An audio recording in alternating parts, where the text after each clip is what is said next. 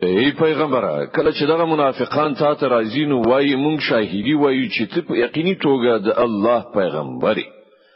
هو الله پویږي چې ته ارومرو د هغه پیغمبري خو الله شاهدی وایي چې دغه منافقان بیخي دروغجن دي دوی خپل قسمونه پر خپل بدو اعمالو سپر ګرځولي دي او په دې ډول دوی د الله له لارې نه منع دي او نور منع کوي څومره ناوړه حرکتونه دي چې دوی کوي دا هر څه له دې عمل دي چې دوی ایمان راوړ بیا کافر شول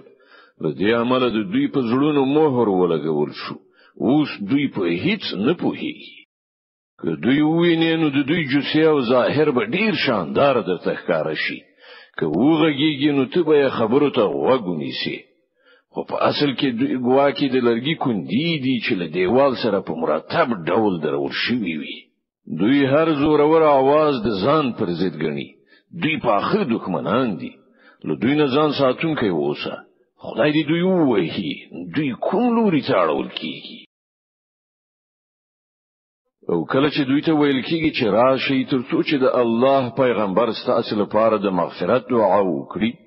نو خپل سرونو ته ټکان ورکوي او ته ویني چې دوی په ډیر غرور سره لراتلونه ډډه کوي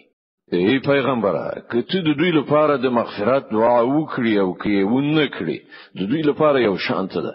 الله به هیڅ کله دوی ته بخنه ونه کړي الله فاسقانو ته هیڅ کله هدایت نه کوي دا همغه کسان دي چې وایي د پیغمبر پر ملګرو لګښت یعنی نفقه کول بند کړي ترڅو چې دوی تیت پرک شي په داسې حال کې چې د زمکې او اسمانونو د خزانو مالک الله دی خو دغه منافقان نه پوهیږي دوی وایي چې کوم بیرته مدینه ته ستانه شونو با عزت یعنی دوی منافقان به ذلیل یعنی مهاجرین له هغه ځای وباسي په داسې حال کې چې عزت خود الله او د هغه رسول او د مؤمنانو لپاره دی خو دغه منافقان نه پوهیږي ای مؤمنانو ستاسو مالونه او اولادونه دي تاسو د الله له یاد نه غافل نه کړی کوم کسان چې دا کار وکړي هغوی زیانمن دي